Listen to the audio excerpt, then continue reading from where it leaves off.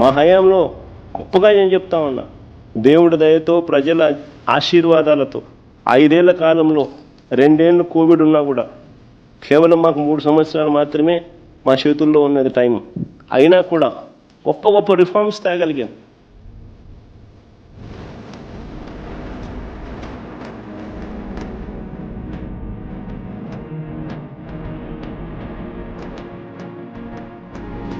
విద్య, వైద్యం, వ్యవసాయంలో అనూహ్య మార్పులు తీసుకొచ్చాం. గ్రామాలలో సేవలు గడప వద్దకు తీసుకొచ్చాం. ట్రాన్స్పరెంట్గా చేయలేము అని అనుకునే పరిస్థితుల నుంచి గవర్నమెంట్ సేవలు ట్రాన్స్పరెంట్గా లంచాలు లేకుండా ఇవ్వగలుగుతామని ప్రూవ్ చేసినాం.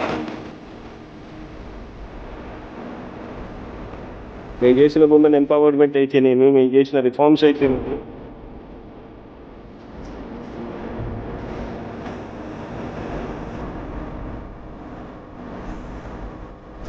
చాలా ఈరోజు నిజంగా సంతోషపడతా ఉన్నాం, గర్వంగా ఉన్నాం.